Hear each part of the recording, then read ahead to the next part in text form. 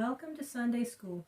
1 Kings 11:4. For it came to pass when Solomon was old that his wives turned away his heart after other gods, and his heart was not perfect with the Lord his God, as was the heart of David his father. Under King Solomon, the land of Israel arose to greatness as never before and never afterward.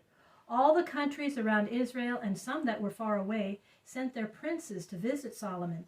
And everyone who saw him wondered at his wisdom and his skill to answer hard questions. It was said that King Solomon was the wisest man in all the world.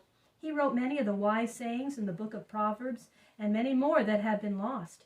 He wrote more than 1,000 songs. From many lands people came to see Solomon's splendor in living and to listen to his wise words. In a land more than 1,000 miles from Jerusalem, on the south of Arabia, in the land of Sheba, the queen heard of Solomon's wisdom. She left her home with a great company of her nobles, riding on camels and bearing rich gifts. She came to visit King Solomon. The queen of Sheba brought to Solomon many hard questions, and she told him all that was in her heart. Solomon answered all her questions and showed her all the glory of his palace and his throne and his servants and the richness of his table and the steps by which he went up from his palace to the house of the Lord. And when she had heard and seen all, she said, "All that I have heard in my own land of your wisdom and your greatness was true. But I did not believe it until I came and saw your kingdom, and not half was told me. For your wisdom and your splendor are far beyond what I have heard. Happy are those who are always before you to hear your wisdom. Blessed be the Lord thy God, who has set thee on the throne of the kingdom of Israel." And the queen of Sheba gave to Solomon great treasures of gold and sweet-smelling spices and perfumes, and Solomon also made to her rich presents. Then she went back to her own land.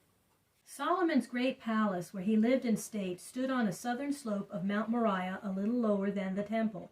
Its pillars of cedar were very many, so that they stood like a forest, and on that account it was called the house of the forest of Lebanon. From this palace a wide staircase of stone led up to the temple, and Solomon and his princes walked up these stairs when they went to worship. But there was a dark side as well as a bright side to the reign of Solomon. His palaces, the walled cities that he built to protect his kingdom on all sides, and the splendor of his court cost much money. To pay for these he laid heavy taxes upon his people, and from all the tribes he compelled many of the men to work on buildings, to become soldiers in his army, to labor in his fields, and to serve in his household. Before the close of Solomon's reign, the cry of the people rose up against Solomon and his rule on account of the heavy burdens that he had laid upon the land. Solomon was very wise in affairs of the world, but he had no feeling for the poor of the land, nor did he love God with all his heart. He chose for his queen a daughter of Pharaoh, the king of Egypt, and he built for her a splendid palace. And he married many other women who were the daughters of kings. These women had worshipped idols in their own homes, and to please them, Solomon built on the Mount of Olives a temple of idols in full view of the temple of the Lord. So images of Baal and Asherah and of Chemosh, the idol of the Moabites, and of Molech, the idol of the Ammonites, stood on the hill in front of Jerusalem, and to these images King Solomon himself offered sacrifices. How great was the shame of the good men in Israel when they saw their king surrounded by idol priests, and bowing down upon his face before the images of stone. The Lord was very angry with Solomon for all this, and the Lord said to Solomon, "Since you have done these wicked things and have not kept your promise to serve me, and because you have turned aside from my commands, I will surely take away the kingdom of Israel from your son, and will give it to one of your servants. But for the sake of your father David, who loved me and obeyed my commands, I will not take away from your son all the kingdom, but I will leave to him and to his children after him one tribe." The servant of King Solomon of whom the Lord spoke was a young man of the tribe of Ephraim named Jeroboam.